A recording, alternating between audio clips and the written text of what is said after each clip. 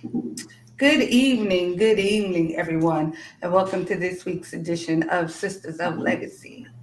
I am Samantha, your host, with my two wonderful co hosts by my side and below. We're going to run our intro, and I'll be right back.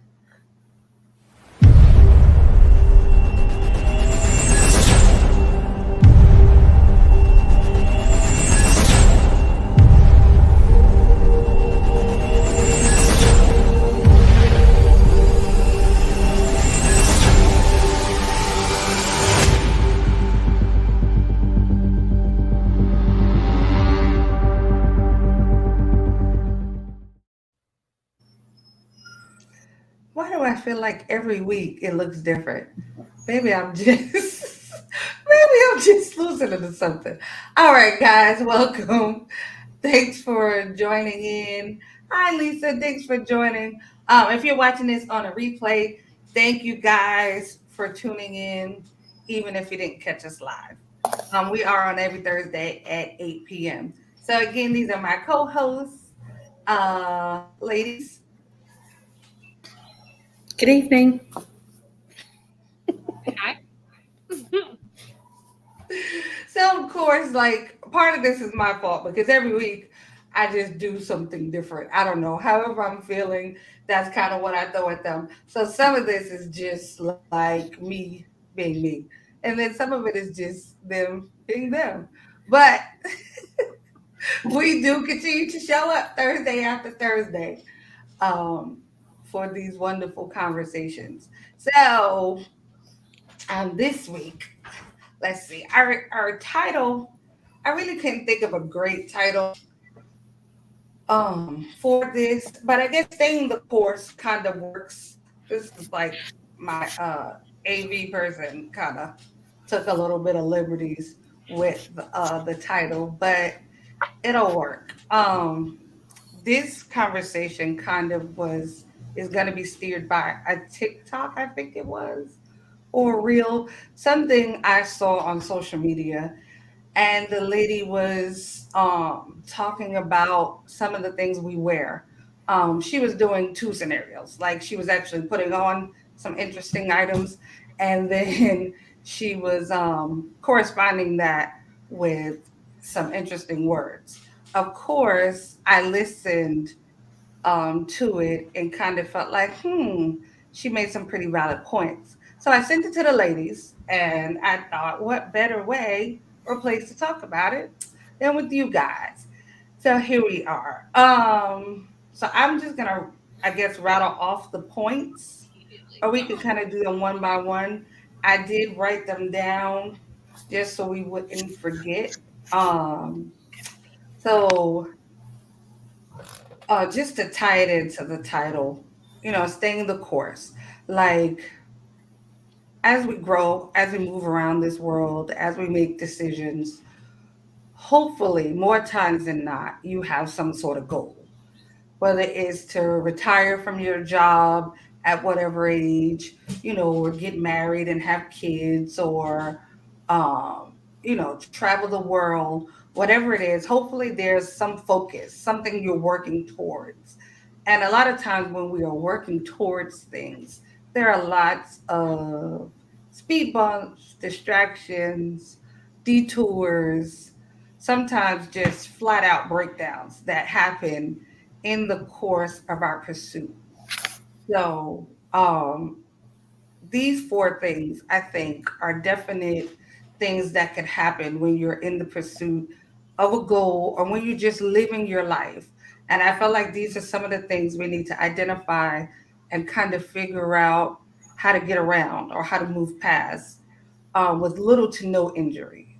So I'll say that. So the first one was other people's insecurities. And I think we kind of talked about this a little bit last week, when we allow other people to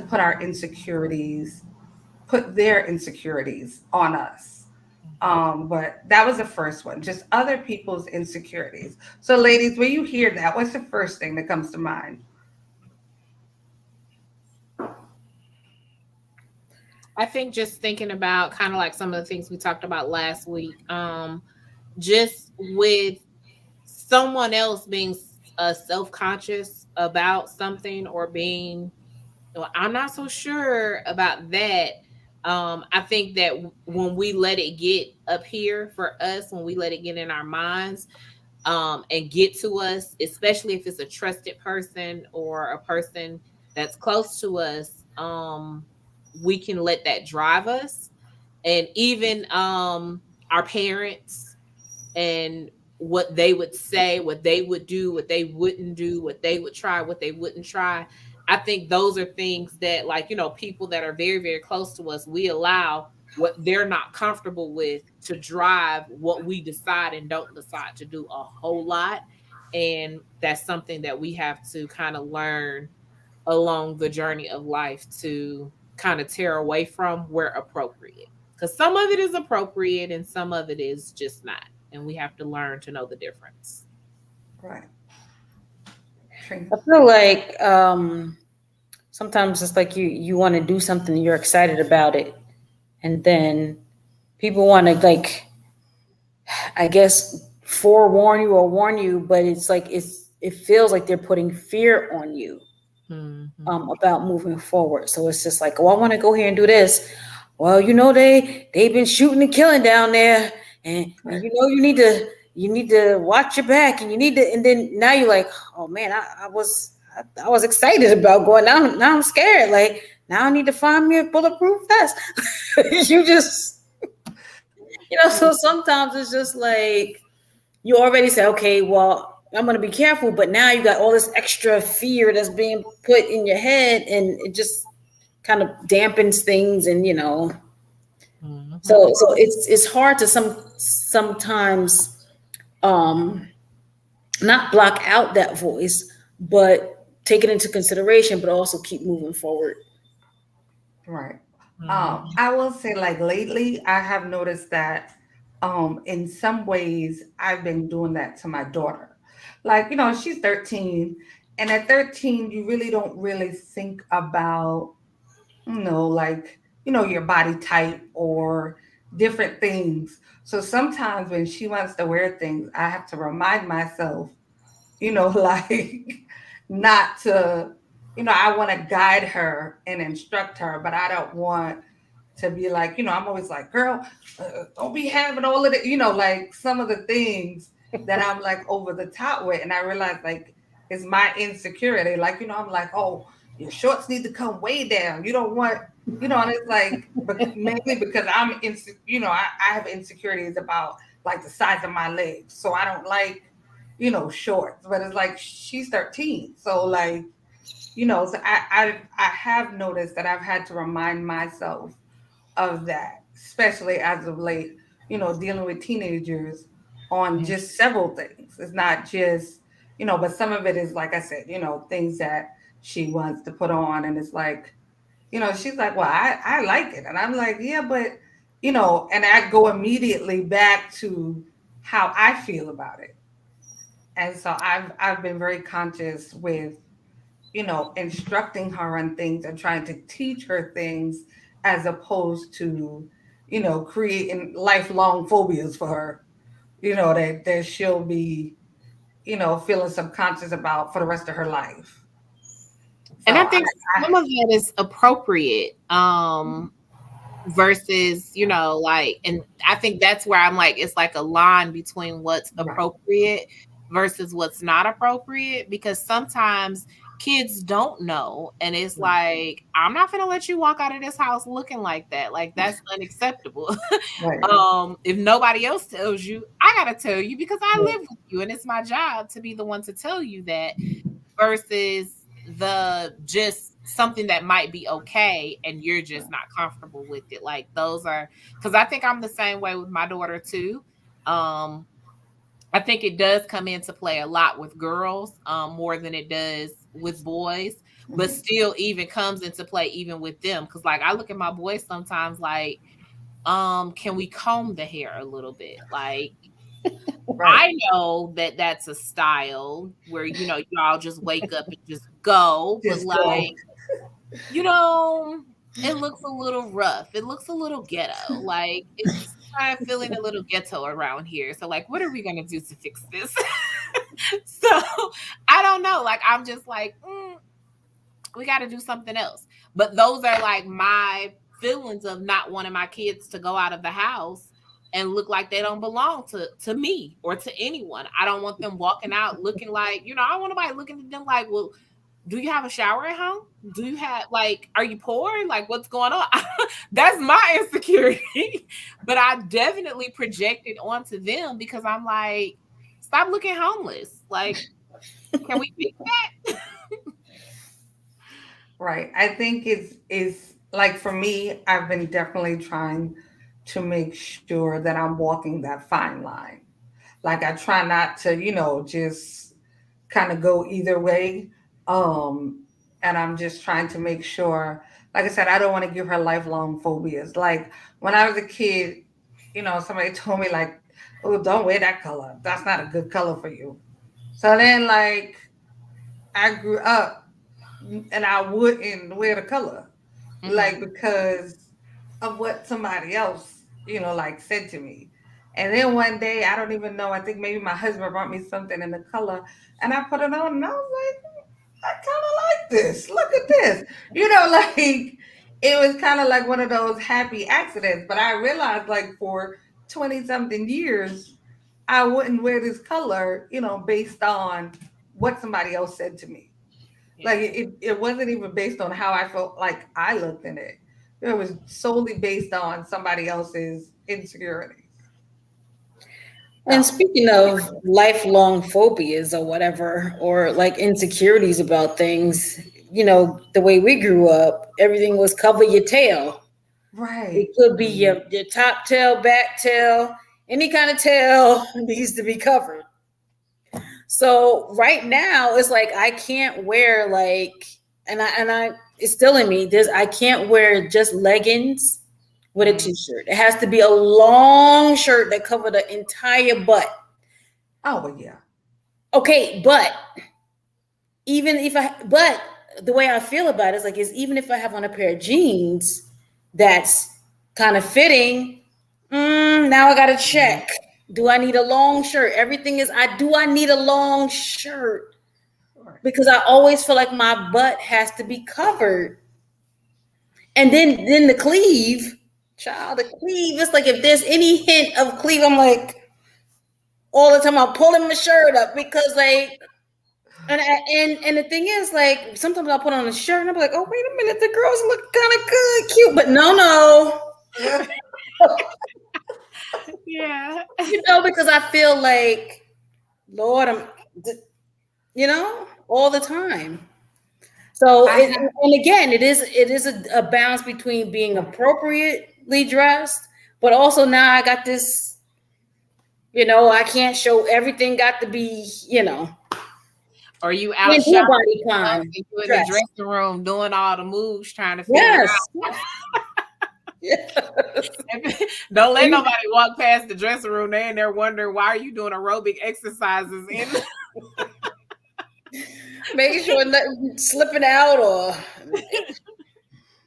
I will say honestly, I think kind of being married has cured me of some of that, cover it up, all of that.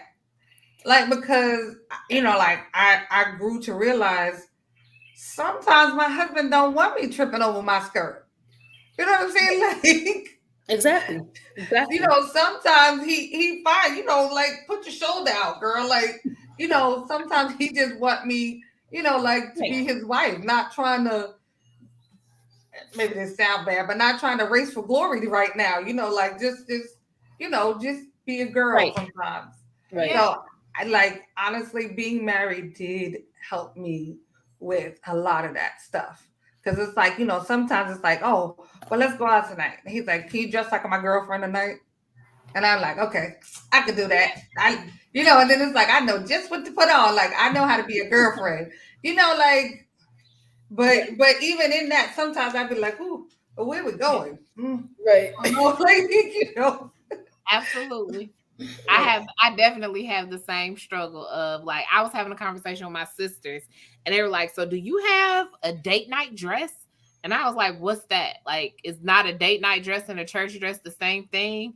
And they were like, no. I'm like, okay, what's the difference? Like, help, because like I'm trapped. Like, No, you got some, but you have like you have date stuff. And honestly, I will say, like, I was really surprised. Like, we took the trip and you came out in that dress. I said, oh shoot. Like, so so you do have like a break out of the comfort zone. That really was. Like, that was one of those, like, okay, I'm gonna do something different. I'm coming out of the box and like I'm just gonna do this and just like be in the moment and be comfortable and like, be somebody's boo and not somebody's mama. Okay. Absolutely. Okay, so the second one she talked about was other people's assumptions. Now, and I guess it's like sometimes maybe I'll just say like professionally, like if you have a job where you have to, talk to somebody or convince somebody or something, a lot of times I know for me, in my head, I've already decided how this is going to go. Like I've talked myself out of this. And Trina, I know you're very familiar with this scenario. Like, you already assume how everything's going to go. So you talk yourself out of it, before it even gets started. So I think, that other people's assumptions, like you've already assumed it, you've already had the whole conversation. We talked about before the me, myself, and I, when the three of us get together, it's a wrap. Like we've already shut it down. We've already decided it does not work. We found the very one negative scenario, and it could be 99 things or 99 ways it could work. Me, myself, and I, we found that one thing that will make it not work. So those assumptions can be detouring, can be show stopping, can shut the whole party down.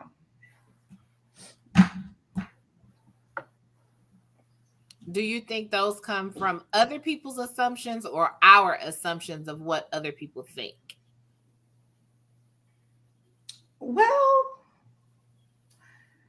I mean, I guess in some scenarios, it kind of could be both ways, because sometimes it is, we're assuming what somebody thinks. And then sometimes it really is, when somebody come over and talk to you, like, perfect example. I had a lady come over to me and she said something about the color of my hair. Like, oh, you're so brave to like, I wish I was your age. She said, I wish I was your age. I wear that color hair too. And I was like, but I'm 46 years old. And she's like, no, you're not. Like, but just in that moment, like, she just assumed that like I had to be a kid because I had red hair.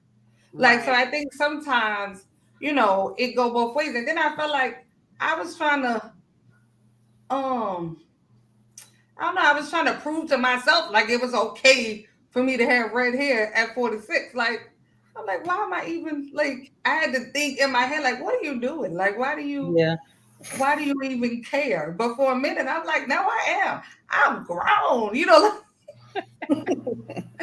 like all based on her assumptions. Now, my hair has been red for the last over 10 years now. I don't even wear black hair no more.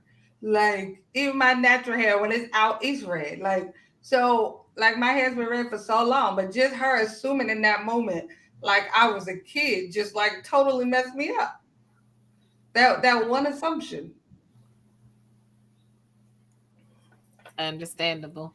I think that when we have those self-talk conversations with me, myself, and I, about like how something is gonna go and how something is gonna happen and what they're gonna say, then what I'm gonna say, and then how it's gonna turn out, and you're already prepared for what you think people are going to assume about you, or what you think people are going to do, or how they're going to act, or how they're going to behave. That stops us a lot of times from doing some things that we would probably be very successful at.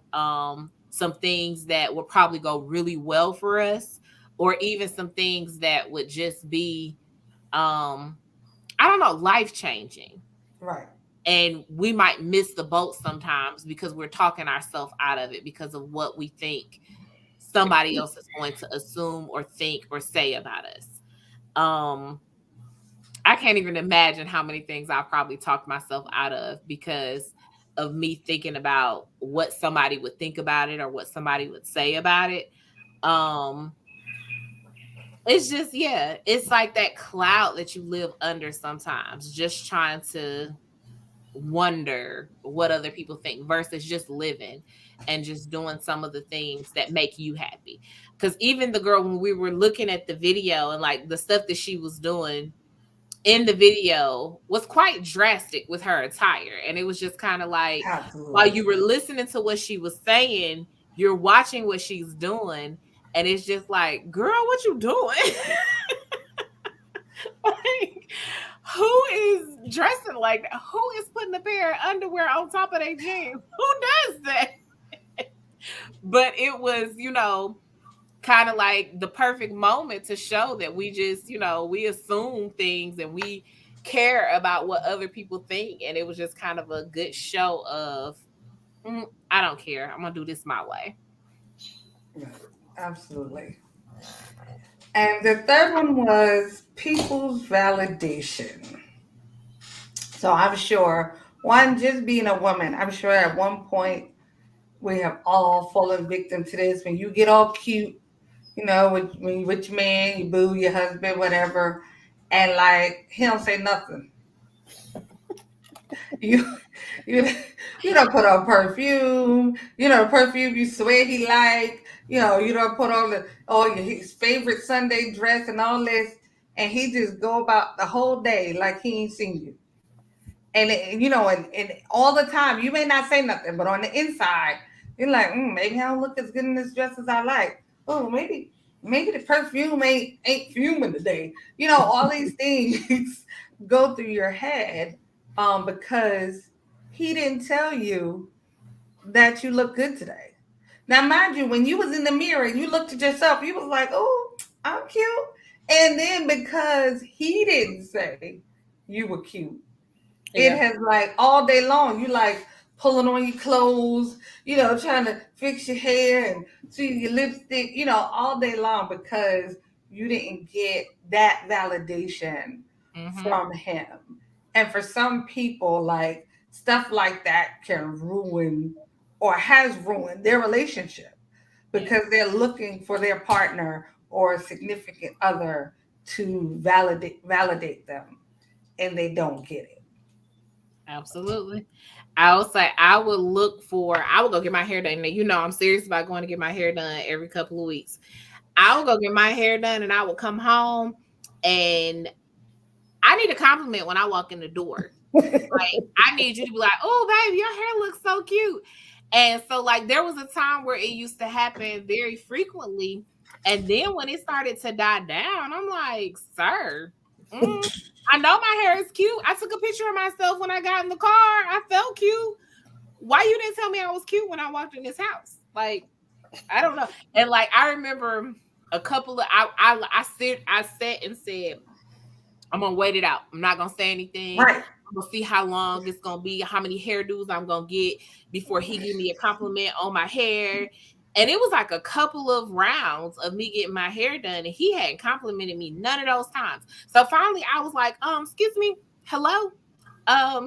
These compliments are not coming in fast enough. Like, I'm concerned. Like, do you not like my hair anymore? Like, what are we doing? He was like, oh, babe, you look cute, and I'm like, but I need you to say it. Like, I need to hear it. I don't know. Maybe I'm changing. Maybe I need that validation a little bit. I don't really know what's happening, but I'm going to need you to say it more often.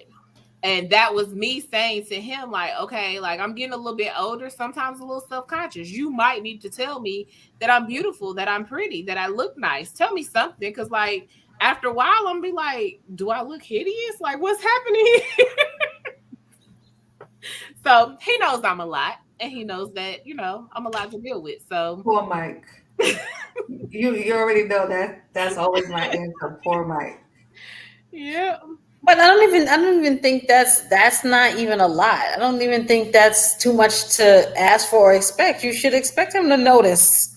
You know what I mean? Like you expect him to notice when you come in with something new, or you look cute or whatever. I don't even know that that's validation. I think it's more like you're my person, Mm-hmm. and yeah, I want to look cute for you, and I think he should do the same for you. So then you should notice, and then he should notice, and then I think it's just one of those things that's part of a relationship. Yeah. Um, I don't know. I mean, you guys think it has to do more with validation than just I do. I think yeah. Like for me, it does because when I was in the bathroom, doing all of this, or when I did my hair, or spent hours, whatever I was doing, when I did it and looked at myself, I was like, oh, this is cute. And I was straight. But then somehow, being around him, if he didn't say it's cute, like now I feel like, okay, maybe it's not cute all of a sudden because now because you didn't say it. Like I said it to me, but my words wasn't enough. I need you to validate that it's cute. I need you, to be my amen corner or whatever. So I think some part of it is validation, but you made a very good point because right, you expect your person to to notice things about you. So Right. I see your point, but I think it is kind of like a little bit of both though. yeah. Now I do remember this is going way back. So in sixth grade, all the way back to sixth grade, I would wear like shorts to school when it was warm, right? And this one particular day in sixth grade, I remember the boy's name to this day. Haven't seen him since sixth grade, but I Thank remember God. that child's name. And he told me, he said something about my legs. And I'm not even gonna tell y'all what it was, but he said something, it was an insult. And from that day forward, I was always self-conscious about my legs. So I stopped wearing shorts a whole lot. Like when I wore them, it would be like, limited.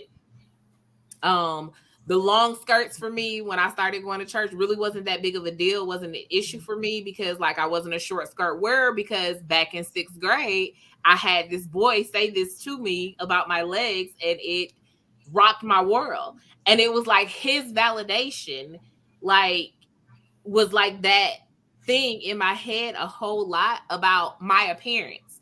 And I was in sixth grade. Like, and the impact that had on me all those years to the point where I was before I got to the place where I was like, you know what? It doesn't matter what he think. It didn't matter what he thought back then. How did I let this get to me for so many years?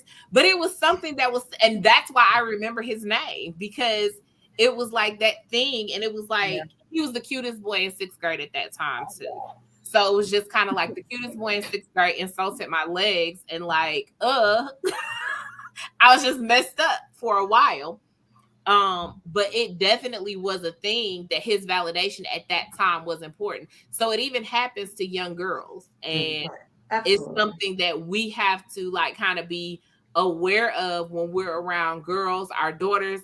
Like who says what, who's like is like it could be a cousin, it could be a brother, it could be anybody that has insulted one of the kids, and they're just walking around with this thing that they're holding on to all these years as their point of validation or in being not good enough for something. Absolutely. Perfectly good point. So I'm gonna slide one in here, because Trina, you were saying, with your person that you expect certain things. So I'm gonna say expectations. Our expectations sometimes can totally derail us. Sometimes you work on something and your expectation, like I'll talk about myself. I know like, when I'm doing an event or I'm putting something together, like my expectation is it's going to be perfect. And I know logically that don't make no sense to nobody else. But to me, like, and I don't mean perfect in the sense of the word perfect. I mean like my definition of perfect. Like it's gonna be perfectly Samantha. And sometimes when you put a lot into something, you have these huge expectations. So like for me, if I in my mind, I've already designed how I want the room to look, how I'm gonna lay out the table, all this stuff. And then if something doesn't go the way I expected, like it can totally derail me. Like I have to coach myself through to recover, and get back on track. And I think a lot of times with our everyday regular life, those expectations a lot of times do derail us. It like totally, derails the train. Now you're not moving at all because your expectation was like up here. Like, have you ever, it's been time for a raise. And in your mind, you like, okay, I deserve 35% or whatever. I deserve a 25% raise. And you get there, your boss say, okay, we're gonna give you a 10% raise.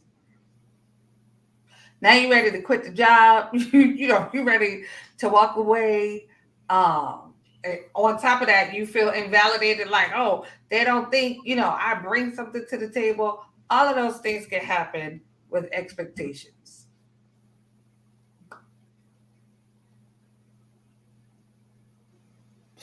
I agree. I was gonna say something. Everybody just shaking your head. Well, we agree with you. I definitely agree. I think expectations are, you can't not have them, but you have to be mindful of what your expectations are, I guess, or express them. Say what it is that you expect. Because I think when you don't say what you're expecting, sometimes that's how you get disappointed. Because maybe if you say it, you'll get it. Yeah. And I think, like, so I hear what you're saying. So, like, because I think about, like, relationships with people. Like, we enter into whatever the relationship is with somebody, with some set of expectations. Like, for me, if I say you're my friend, like, trust me, you'll never figure out, probably just thinking, what my expectations are in my head. But I probably have a lot of them. But at the same time, like, I'm thinking, and I think this is where I get messed up a lot of times. I'm thinking, if I treat you a certain way, and I do certain things, then, it's like a reciprocity type thing. Treat others as you want to be treated. Like, I take it in that sense. And then, I'm often, when my expectations aren't met, I'm often definitely left feeling some type of way. Yeah.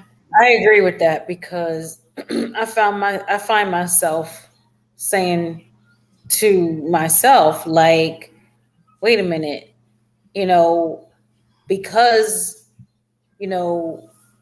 you're this to me, and I would go all out for you. Right. But I don't see you giving that back to me.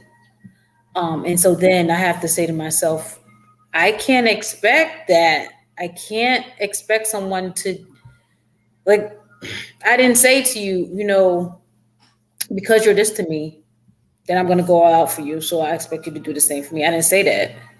And it might not mean the same thing to you. Going all out might not mean the same thing to you. You might have certain boundaries, certain things that, I'm not doing that for nobody. You know what I'm saying?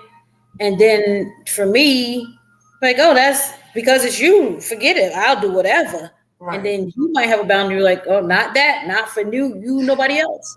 You know what I'm saying? So it's just like when you realize that you're not, in that category of whatever, I'll do whatever for you, then now you feel away. But can you really feel away? It's not like, again, you didn't make that expectation clear and then hear the response, well, yes, I'm willing to do the same thing for you. So sometimes you got to take accountability for yourself and say, you know what? I put myself in a like I don't know how to really say it, but like you give yourself, you put yourself in a higher position in their life than you actually are. Mm-hmm. Right. Then you get disappointed, you know. Listen, I promise in the last couple of weeks, like wait, we talk about disappointment. It's like they just drop it at my feet. It's like people just throwing them. Just here, take this. Like they just throwing them out. And like I have really been like, okay, what am I doing wrong here? Like, if I feel like I'm being a friend, I'm being there, I'm being supportive, I'm going all out, like I keep finding myself, especially these last couple of weeks, like, okay, what am I doing wrong? Like, okay, am I expecting too much? Like, am I expecting too much by expecting you to treat me how I treat you? Like, I think a lot of times we expect, have you ever heard the statement, stop expecting you from others or stop expecting yourself from others? I think that a lot of times places us in a position where we feel like, well, maybe my expectations were too high. Maybe and you start to kind of question that, am I expecting too much out of people? And then I think it also goes back to, and I know we always talk about love languages within like romantic relationships, but it doesn't apply to just romantic relationships. It applies to all relationships, to be honest. And I think that when we have a particular love language, in a way in which we receive, it's also how we put care and love out into the world typically. Right. So because my love language is gifts, I'm going to, and mine is not at all, but if my love language is gifts, I'm going to be a person that when I know it's your birthday, when I know it's Christmas time, I'm going to be that person that comes into the office with 50 gifts for my coworkers, because my love language is gift giving or receiving of gifts, and I'm going to come out with all those gifts, but then I'm sitting here with two little cards with a peppermint stuck on top of them at my desk, wondering why nobody likes me. And it's because that may not be the way that they, give love, or so like it kind of impacts, how we feel in relationships all across the board a lot of times. So that could also be another part of it too. But we don't go to work saying, hey, my love language is gift giving. Make sure you give me gifts at Christmas time, or I'm going to feel unappreciated around these parts. Like, we don't really go to work doing that or saying that. But I think it's how our expectations get built sometimes, and how people get in to not meeting or dropping the ball of meeting those expectations. And you know how we always say, if somebody wanted to, they would. If they make time for everything they want to. But when you really think about it, sometimes just because they want to doesn't mean that they're going to show up the way you want them to show up. You know what I mean? Like, it's like they might not have the capacity to be there for you. They might not be able to do all the things that you would like them to do, just because they really do want to show up, and they do want to be your friend, and they want to be there for you. But the way maybe they don't have the capacity to listen to you talk over and over about what you're going through. Maybe they don't have the time, or maybe when it's time, their anxiety kicks in, or whatever the case may be. But that doesn't mean that they don't really care for you. So it's like, for you to say, oh, if you really wanted to, you would, without digging deeper to find out, well, maybe they couldn't show up for whatever reason. Like, it's not always so cut and dry, I think, to just say, just because if you wanted to, you would. Sometimes it's other things to be considered in that, I think. Those are very, very valid points. It's a rough spot to be in, though. I will say, like, all of that makes logical sense. Like, it really does. It's just been, like I said, the last couple of weeks, it's just been a steady slew of them. Yeah. Okay, and so the last one was other people's opinions. So I guess that too kind of ties into some of the other ones, though. They kind of all tie it together. Listen, this chair keeps flying, and I feel like I'm getting far away. Other people's opinions. How many times have we allowed those to just mess up our whole day? Like, somebody say, "Oh, I wouldn't have did that." Like, I come to you, I'm already at a point where I'm like, okay, this didn't turn out the way I thought. They're like, oh, you shouldn't have did that. Right. Now wait, nobody asked you that. Like, how many times have those opinions been the thing that just derails your mood, your focus, your day? Um, One of my favorite lines these days is, mind your business. I say it like in like a laughing, jokey type of way sometimes. But like when I really do feel like people's opinions are like, oh, mind your business. Like, or I'll be like, oh, let me go back to minding my business when I'm giving too much opinion to somebody. But at school, I had like a lot of little opinionated kids in my class. And kids have no filter, so they just say like whatever to you. And I kind of like made them comfortable with being able to just talk to me and say things to me. But like their opinions were like some hard and strong ones sometimes. And I would be like, whoa, first of all, you're 13, like mind your business. But like I think in life in general, though, we deal with very opinionated people.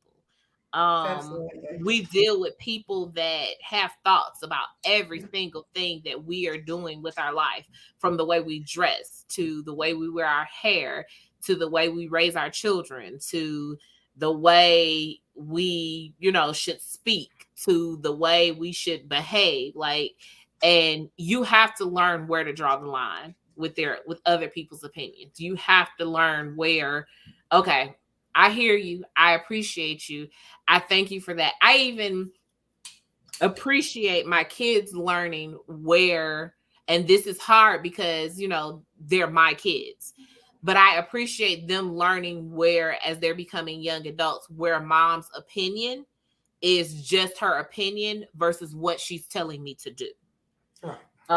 Because I want them to learn how to make up their own mind. I want them to learn, like, okay, this is my opinion, I wouldn't do that. Like, for instance, I've talked about my daughter before and about how she called for my opinion about which piercing she should get first. And then she didn't listen to anything I told her, and she went and did. Like, I can appreciate that she had her own mind, but it was just like, whoa, like, I said 1 and you went and got like 5. Like, what?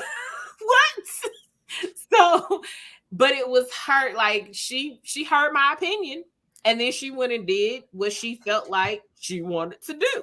Right. And I think that that's where we as adults, as women, as people in general, we have to learn how to take other people's opinions with a grain of salt and just kind of say, okay, this is what I shall keep, this is what I shall toss.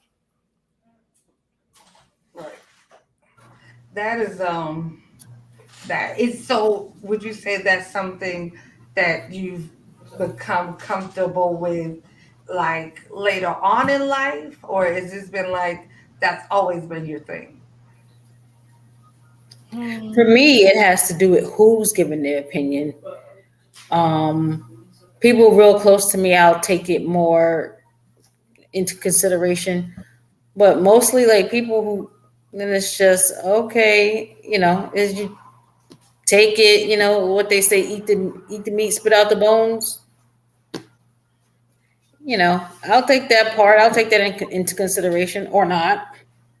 But like for example, like if my daughter gives me an opinion about something, I'll take that more into consideration because I know that she knows me and I know she actually cares about me. Right. And I still might just disregard what she say at the end of that too. So. Don't do Jakai like that. Do not do Jakai like that.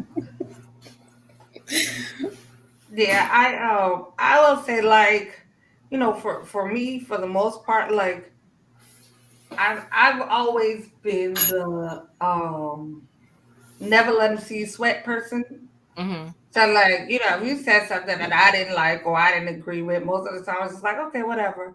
I always gave I don't care what you say, and then later on, I'd be like, oh, like, to myself, it'd be like, oh, that hurt my feelings, or, oh, that was terrible. But I'm kind of been that person, like, I don't want you to feel like your words really matter to me that much, even though, they may. Like, I've been that person a lot. And then sometimes, like, I think it's important for us to kind of all have somebody that kind of keeps you balanced.